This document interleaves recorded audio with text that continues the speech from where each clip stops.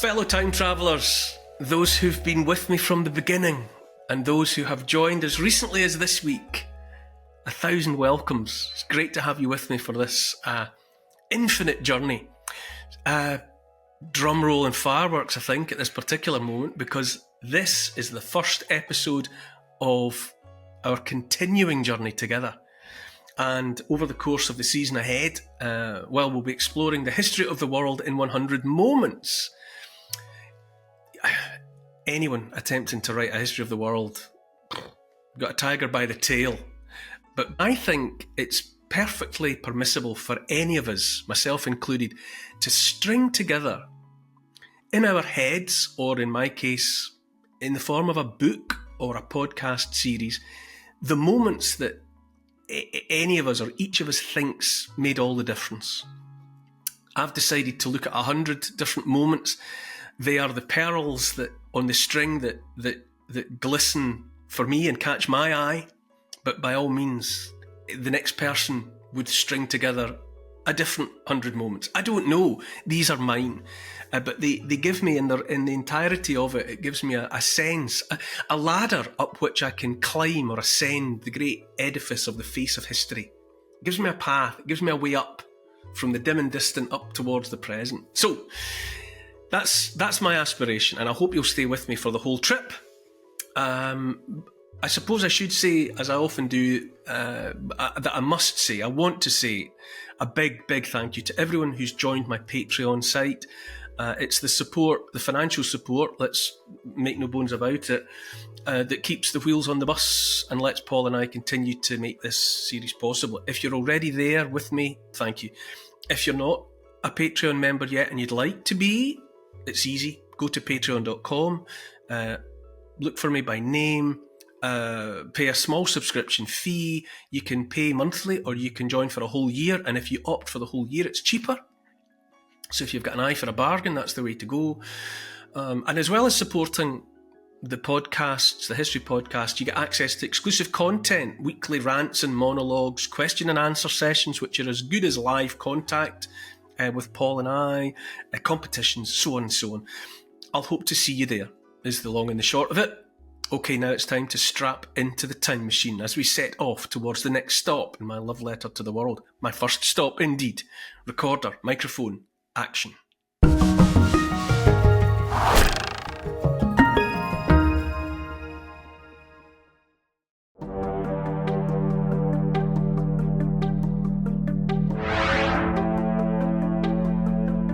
To take her over, to possess her, to destroy her, to make her one. A temple dedicated to the goddess of love, beauty and war. People collaborating, specialising and working together.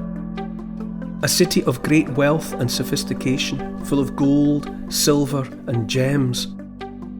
Letters and words are charmed into existence as storytelling begins to be written down.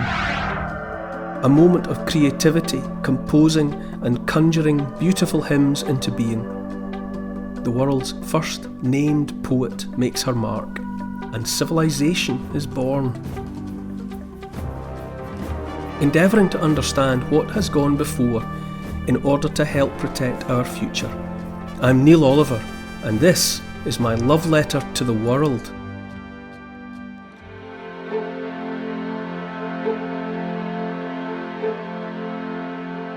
Hi Neil, great to be setting off on another journey together. Thanks for having me along.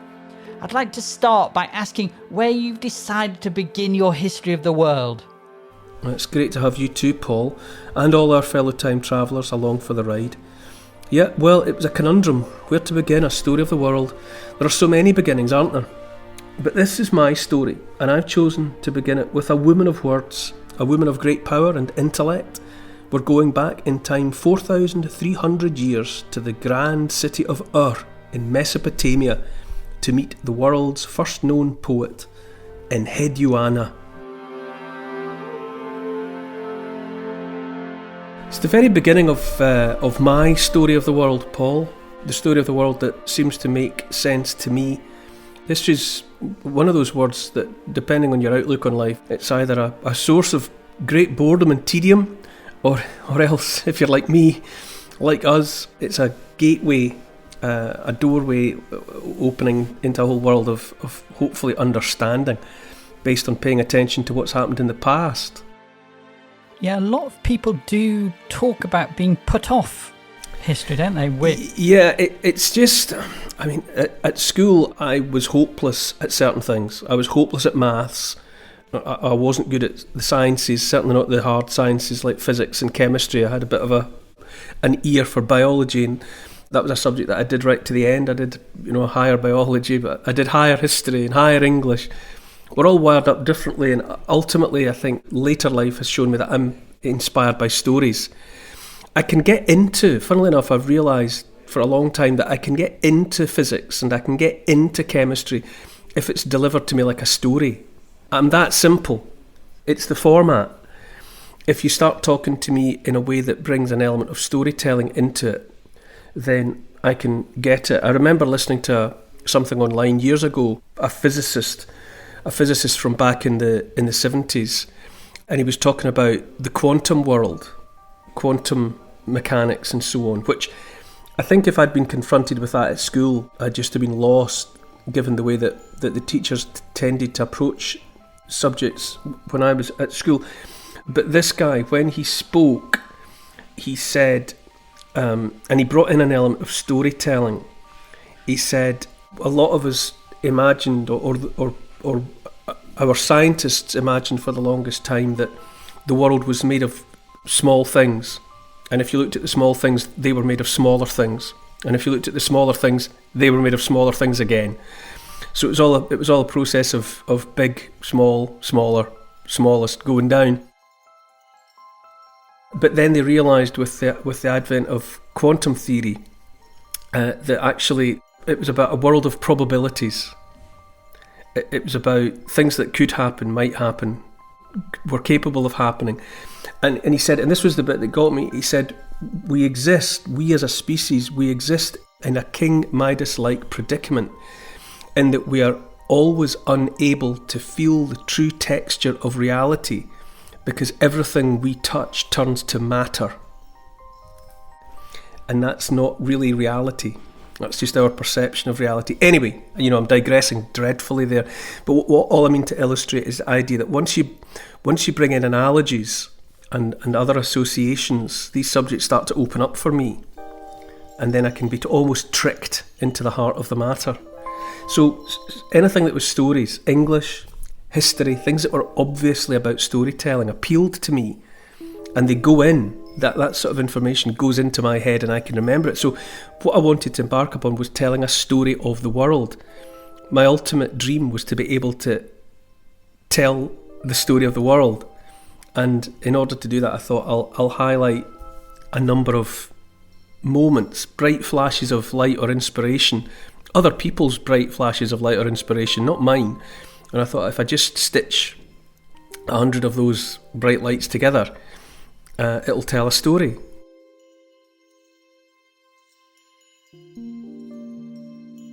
History comes from the Greek, actually. It's a Greek historia. It means inquiry. It's an attempt to understand. So if historia is a Greek word, then it comes up through Latin, and by the time you get to, say, Middle English, there isn't any differentiation or distinction made in Middle English between story and history. They both mean a narrative record of past events. And so that's good for me. That's what I'm after, is a narrative record of past events. And so where do you begin that story? And so it seemed straightforwardly to make sense to begin with the first of the storytellers, the first people who had writing. I mean, it's an arbitrary point, really. I'm an archaeologist, and there's a long story of humankind running for millions of years before anybody seems to pick up a stick and make marks in the dust or make marks in wet clay that can then be kept. But from that moment on, there's history, if you like, because people are keeping a record, a permanent record. It starts out in the most utilitarian way. The first things that were written down were probably lists of crops. People keeping track on the amount of wheat or the amount of barley and maybe the amount of money that was exchanged for the wheat. So it's accounts, it's dreary bureaucratic records seem to be the first things that were written down, rather than any prose or poetry. But the advent of writing seemed to me the place to start the story. And so, yes, so I begin with a moment in the very early days of writing. And it's definitely important to say that by that point, which is, well, it's about, I'm going to start the story around about 4,300 years ago. But of course, by the time you get to the first people writing things down, we've come a long way. That has to be understood. You know, the species and variations on the theme of what it is to be human have been around for millions of years by that point. And when it comes to, say, storytelling, obviously there's art before there's writing. You know, there's the cave art. You know, if you go into Lascaux and Altamira and places like that in France, Chauvet Cave, and you see the wonderful illustrations of animals and other symbols and geometric patterns, at some level, that's storytelling. That's story. And, you know, Picasso said, after Altamira, all is decadence. You know, and he was one of the greatest artists that there ever was. And he looked on at that ancient art from 30-odd thousand years ago and thought, they had it cracked then. Wasn't bettered by Leonardo or Michelangelo or Picasso. So there was eloquent storytelling there in that rock art. But I decided, and it's arbitrary, but I decided to start my story with the first named poet. And that first named poet is a woman called Enheduanna. And she, around 4,300 years ago, was the high priestess of a temple in the city of Ur, in the civilization recorded as Sumer, in the land of Mesopotamia. Mesopotamia means the land between the rivers. That's the Tigris and the Euphrates rivers, in what we regard as the Middle East. And Sumer was one of the civilizations that was established in that part of the world. And Ur was a city. And by the time Enheduanna was in her temple there, it was a place of great sophistication and civilization. When Ur was excavated by British archaeologists, as it turned out in the 1920s and 30s, they found gold and they found silver and they found gems. That the people, there were artisans and craftsmen who were making and glorifying all sorts of items with precious metals and precious stones. And they were also recording the written word. And we know that because the archaeologists found great masses of clay tablets into which had been impressed a language.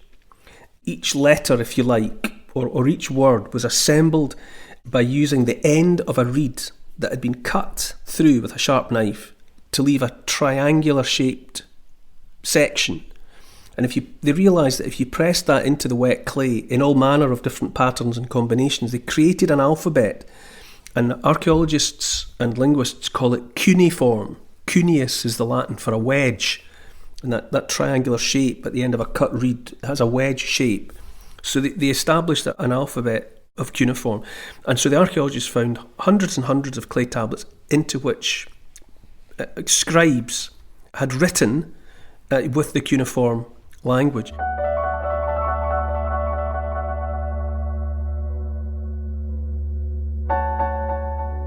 And some of it was hymns and poems, depends what you want to call them.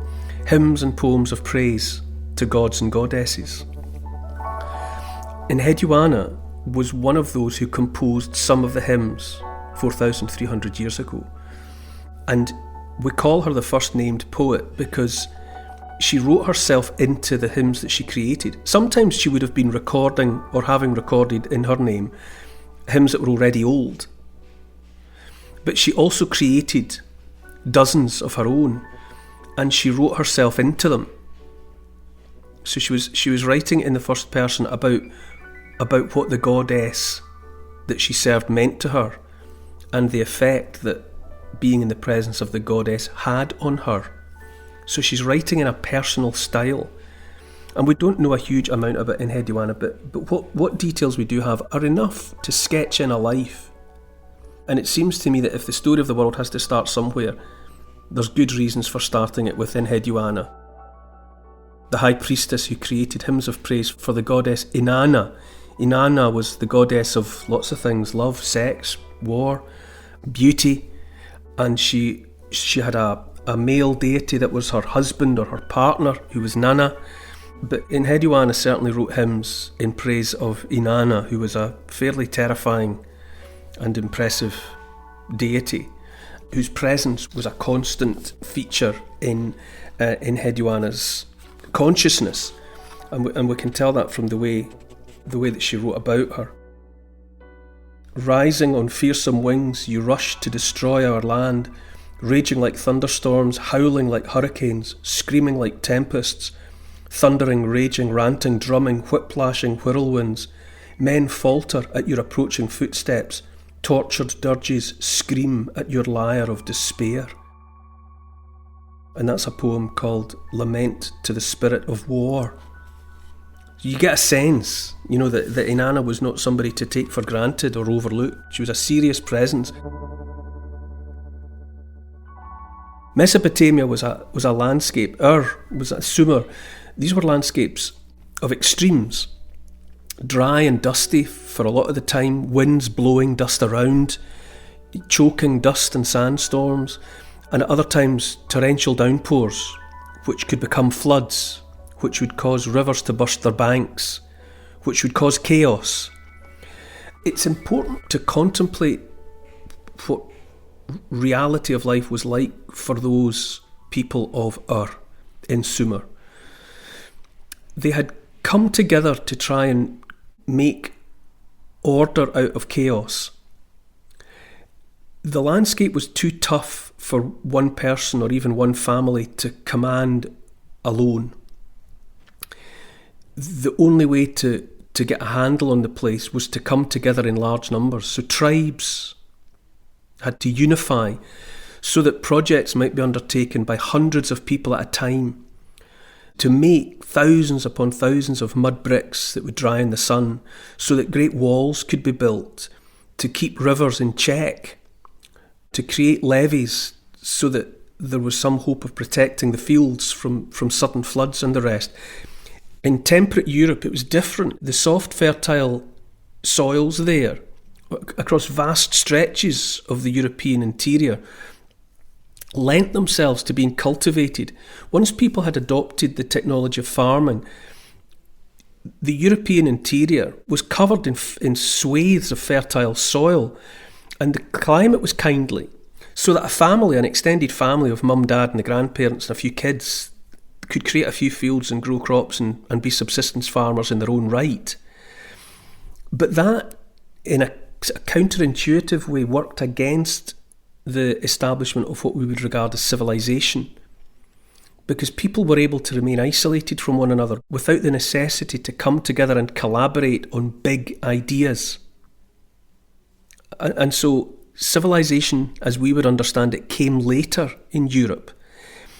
In Mesopotamia, however, because the landscape was so challenging, people had to work together in large numbers, and that fostered civilization, because once the hundreds or even the thousands of people had laid out fields, had begun cultivating crops in large quantity, then there was surplus, and out of the surplus it was possible to pay people who didn't have to work the land.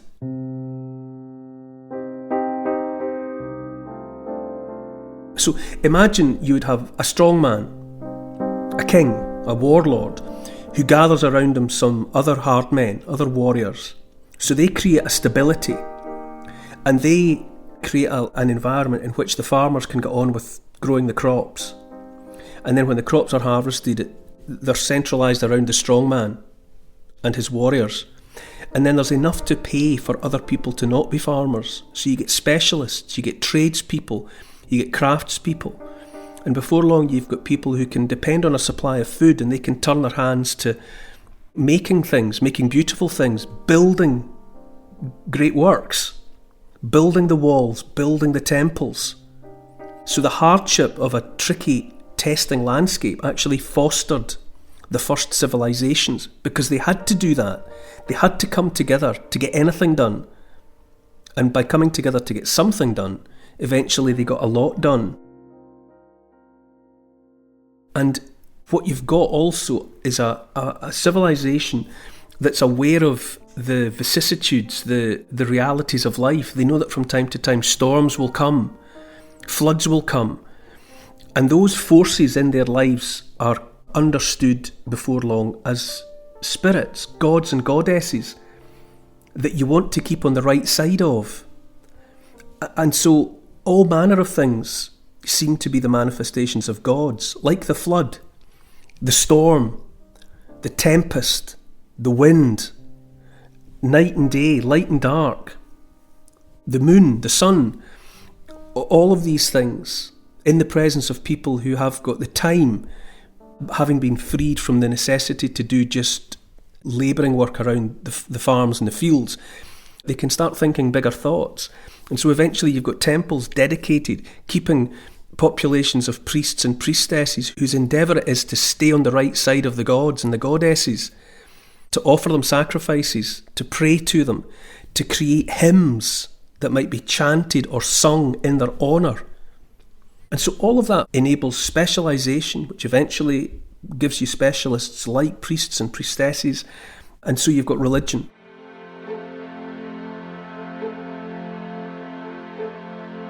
And religion would be kept close to the strong man. You know, the strong man who has the warriors would also want to be the one that people associated with mediating with the gods. So he would employ the priests and the priestesses, and that's what you've got in the case of Enheduanna. Enheduanna seems to be either the daughter of Sargon the Great, or somebody who was important to Sargon the Great for some other reason. Sargon the Great came from Akkad. He was the founder of the Akkadian Empire. And around the time we're talking about 4,300 years ago, he's in control of the civilization of Sumer. So Sumer is within the Akkadian Empire. And he's got people like Enheduanna in temples that he has ordered to be built, servicing the gods. That's who Enheduanna is. That's the context in which she exists. So now we've got an individual like Enheduanna. I mean, whatever Enheduanna's mother called her when she was a child, it wasn't Enheduanna. Enheduanna is a name that comes together from three words. En, which means high priestess. Hedu, which means something like ornament, or something or someone that's there for the glorification of the gods, i.e. a priestess. And An is short for Inanna, and that's the goddess she served. So Enheduanna, it's not a name, it's more of a title. You know, she's the high priestess whose job it is to glorify the goddess Inanna. So you don't actually know her name, but in the context of the temple in Ur, in the civilization of Sumer, she was Enheduanna.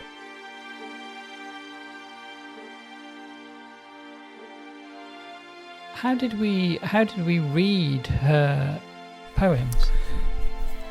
Cuneiform was cracked like a code. People studied it. There's large quantities of it, and people were able to piece together what cuneiform must mean. We know about Enheduanna because she's there in the poems and hymns that she composed, that she created from scratch. But amongst other things that were found at Ur during excavations, there was a disc, an alabaster disc, about the size of a dinner plate, about 10 inches across. And on the front of it there are four figures, four human beings depicted. And on the back it describes who they are. One of them is Enheduanna, another is her hairdresser, Ilum Palilis, another is her scribe, the one who did the writing on her behalf, Sagadu, and the fourth is her estate manager, Ada. Wow. So right there you've got a picture of her, that she's got staff. You know, she's someone with a team around her, so she doesn't even do the writing herself. She's got scribes, at least one of whom, let's imagine, is her favourite, Sagadu. She composes, she dictates, and Sagadu writes it down. So already you begin to get a glimpse of her. We know that at that time in Ur, in Sumer, both men and women wore clothes, first of all made of wool in the earlier periods, later on, clothes made of flax. Both men and women wore like a shawl covering their top half, but with one shoulder exposed, and long skirts, floor length. So they were covered up apart from one shoulder. It's hard to say, but it may have been the case that out of honouring the old ways, let's imagine that the Enheduanna dressed in wool, dressed in the older style. This is a story about moments, and in the moment, I just like to imagine, to picture in my head Enheduanna in all her finery. She would have been styled and dressed to look distinctive. She had a hairdresser. You can imagine if you live in a place where there's winds blowing dust around all the time, if you want to look your best, you probably need someone to stay on top of your hairstyle. She probably wore some kind of headdress, maybe a crown of some description. We know also that Inanna and Nana and the rest of the gods and goddesses were served by both men and women, priests and priestesses, and they seem to have dressed in a deliberately androgynous fashion. So they didn't dress to be identifiable as men or women. And there was also an understanding that Inanna, the goddess, had the power to change men into women, to change women into men. Wow. So there was some kind of blurring of the way in which the priests and priestesses dressed and carried themselves, so that it might not have been apparent at first glance what sex was being dealt with. But they spent all of their time, all of their efforts and all of their energy dedicated to her service. And as I say, what makes Enheduanna so memorable is the fact that she writes about her relationship.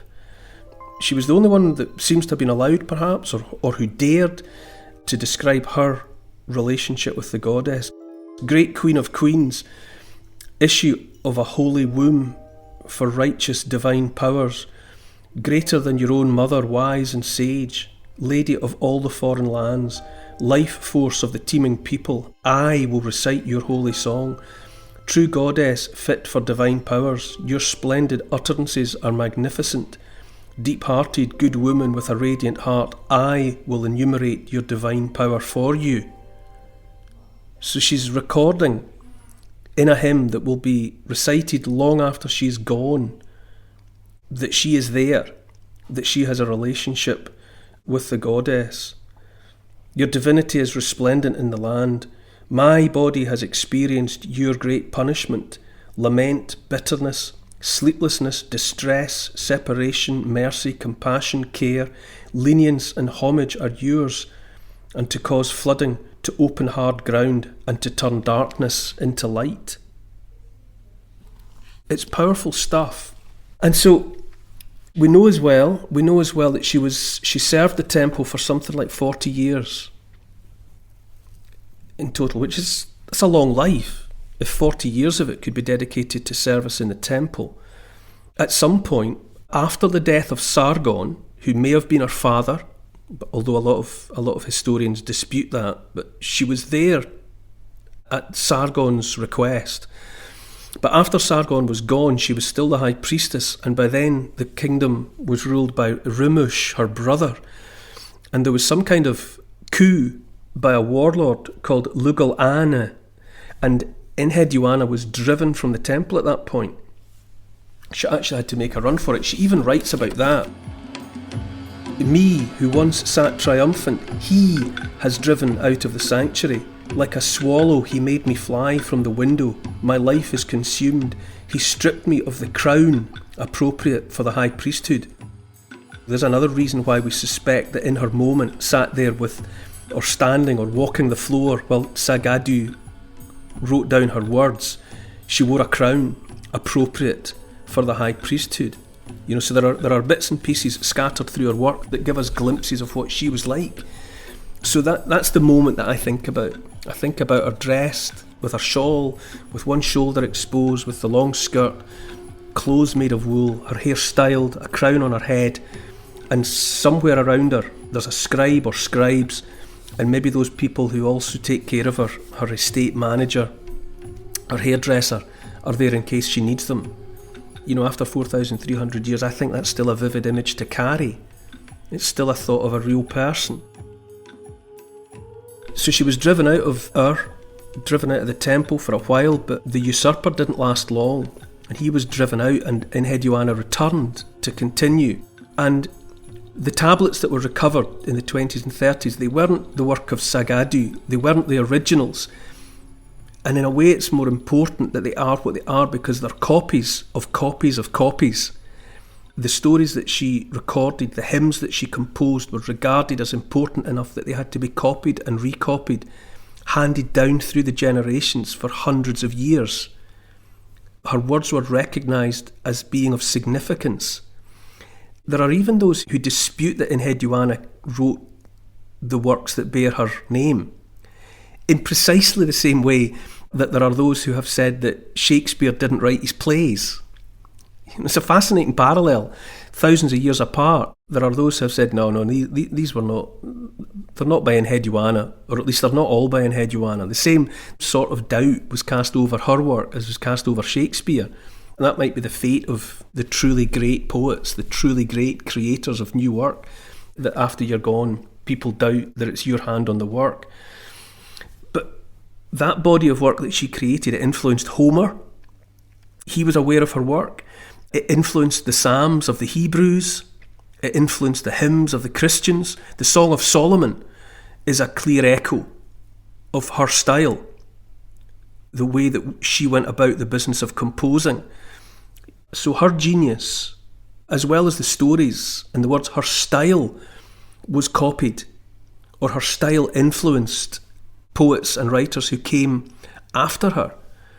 And it's all on account of, I think, the personalised way in which she writes about her goddess. You know, she wants Inanna to take her over, to possess her, to destroy her, to make her one. She and the goddess to become one thing.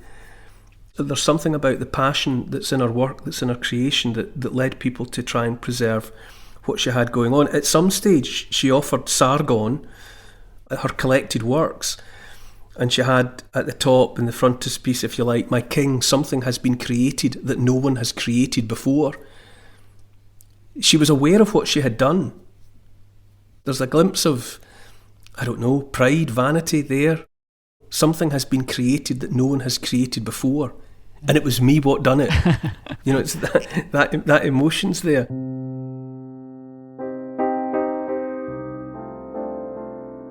It's always important to know that some of her work is not her own creation. She is carrying on a tradition of remembering old stories that are already old. That's why we have the stories that we have from the Old Testament and the rest. It's because people recognised that there was wisdom in these stories that had to be remembered. And so for a long time they would just have been passed by word of mouth, learned by rote, and passed on down through the generations. And then by the time you get to people like Enheduanna, there's the ability to make permanent hard copy record of those stories. And so that process of remembering is turned from something that people did with their brains to something that they could do with their hands. But like all writers, all storytellers, she was able to draw upon works that were already old by the time she heard about them. One of the oldest known stories is the Epic of Gilgamesh. Gilgamesh was a real person. He was a king. He was a king of the city of Uruk, not far from Ur. Uruk is where Abraham, the great patriarch of the Old Testament, comes from. Uruk. It was from Uruk that he left with his people because God had promised them the ownership of a promised land. And God had told him that he would be that his descendants would populate a new promised land. So he comes out of Uruk. Well, so did Gilgamesh. Gilgamesh did not write the Epic of Gilgamesh. It was written about him. But nonetheless, Gilgamesh is the first named person from history. Enheduanna is the first named writer. We know that she was writing. Gilgamesh is the first named person from history. And he goes in search of the meaning of life. That's the driving force of the narrative. There's also a story of a flood that kills everything and everyone except a single family who build an ark. But that story, the Epic of Gilgamesh, is older than the Old Testament. So the story of Noah and the ark comes or is inspired by something older, which is to say the Epic of Gilgamesh. Gilgamesh wants eternal life, but finds that the gods have kept it for themselves. There's a line from the epic which runs, "O Gilgamesh, this was the meaning of your dream. You were given the kingship, such was your destiny. Everlasting life was not your destiny." That was the kind of material that Enheduanna had to draw upon.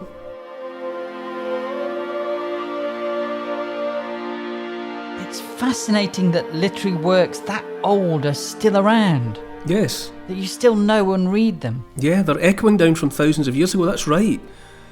And just because they were written down at some point 4,000 or 5,000 years ago, we don't know how long they were just recited.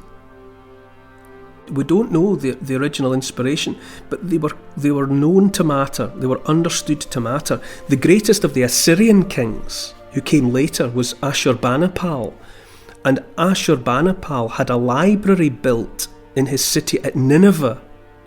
In fact, the creation of his library was his proudest achievement.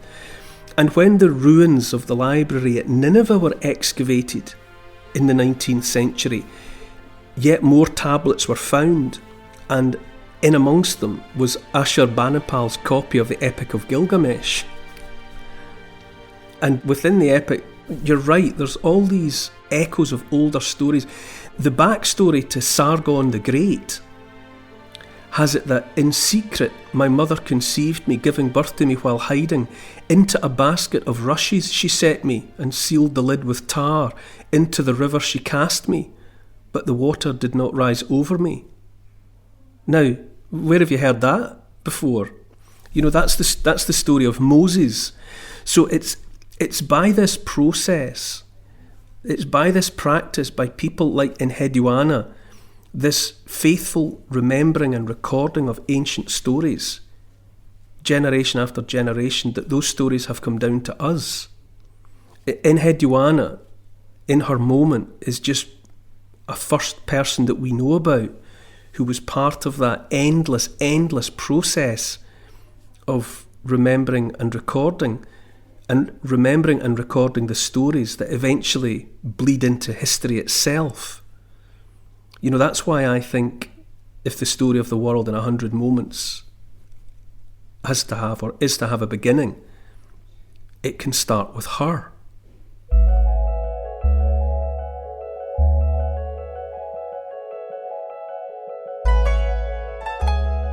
Where is in today's world? You are It was in the civilization known as Sumer, in the land of Mesopotamia. In modern terms, the site is about 200 miles southeast of Baghdad. So in Iraq. So it's in Iraq. Yeah. Imagine that. Iraq is a place that for many people alive today, certainly in the West, you know, Baghdad has become a frightening place. An idea of a place dominated by terrorists. But, you know, Baghdad is one of the cities that is in that part of the world where the deepest roots of civilization are. You know, you're back there in the territory of Babylon and the Hanging Gardens of Babylon.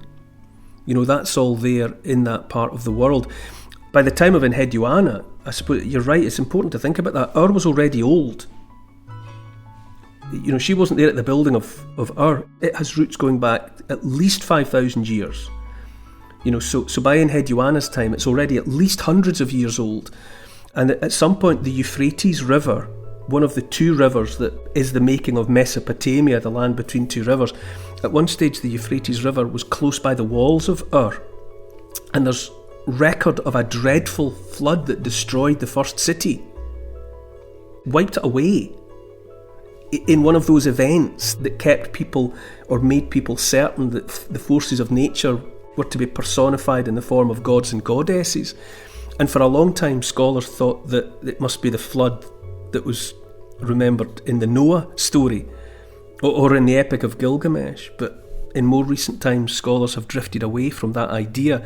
It's just that part of the world was afflicted by devastating floods again and again and again.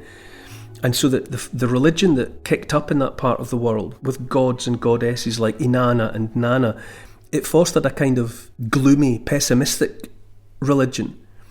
There was this understanding that men and women would come together and create order out of chaos, but all the time, at the whim of the gods, there in the form of the flood or the storm or whatever, the gods would come and undo the work of men. And that's a recurrent theme. You know, eventually you get to stories like the Tower of Babel, where the rich and powerful decide that they're so great now that they can build a tower up to heaven and be like gods. I mean, that's an idea that's out there now. You know, the technocrats are getting to the idea of imagining themselves to be little gods above the rest of us.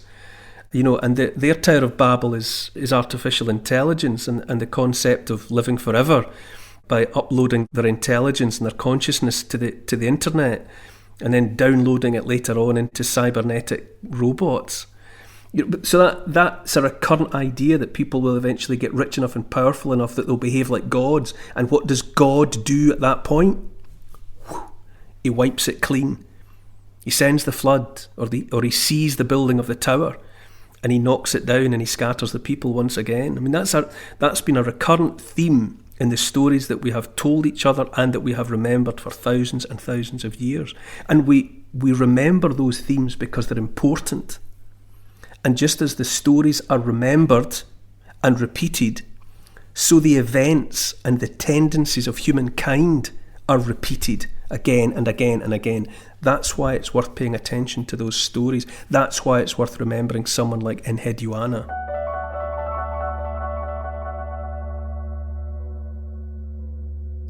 Humans had been developing for thousands of years, but when writing began, did it speed up the process of learning and accelerate civilization? Yes, I think so. It's one of those shifts, isn't it? It's one of those paradigm shifts that science historian Thomas Kuhn writes about. Maybe there's a nominated storyteller in a family, in a tribe, who dedicates some of his or her time to remembering the important stories, remembering the stories that pass on the wisdom, the accumulated wisdom of the tribe. But of course, it's only one person at a time is remembering, which makes the stories very vulnerable. If something happens to that person before they've had the chance to pass on the stories, then potentially all is lost. But with the advent of writing, suddenly you can make as many records of the story as you want. And everyone can have a copy, potentially. Anyone and everyone can see the story instead of having to go and consult the storyteller. And then it's like that until the coming of the printing press, you know, which Gutenberg and the Bible and all the rest. Then you've got, rather than each copy having to be painstakingly manually created in a clay tablet or with pen and ink on a sheet of parchment, you've now got the potential with the printing press to make hundreds of copies, thousands of copies, and the information goes out. Then you've got the coming of the internet and the World Wide Web. You know, it's all these big steps that are taken. But yes, one of the first very big steps, one of the first paradigm shifts, was the coming of writing. And it's with reference to writing that we get the start of history.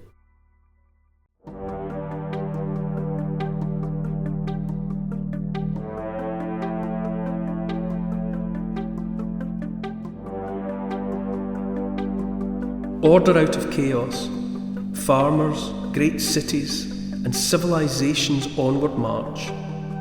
282 laws carved into basalt, set in stone for everyone to see, making the rule of law possible, linking the ancient past with the 21st century. Next time in my love letter to the world. To help support this podcast and to get access to new and exclusive history and comment videos every week, sign up to my Neil Oliver Patreon site. It'd be great to see you there. Check out the Instagram account called Neil Oliver Love Letter. My YouTube channel is simply called The Neil Oliver Channel. And to build this podcast, please tell your friends about it, get them listening, and write a review to convince the online crowd to join us. For further reading about these moments in time, you could try my book. It's called The Story of the World in 100 Moments, and it's published by Transworld. Neil Oliver's Love Letter to the World is produced by Neil Oliver and Paul Ratcliffe for Fat Belly Films. Music is by Milo McKinnon. Social media and YouTube producer is Oscar CFR. Additional research is by Evie, Lucian, Archie and Teddy. Finance is by Catherine and Trudy. Post-production is by Althorpe Studios and the graphics are by Paul Plowman. Thanks for listening. This has been an FBF Podcasts production.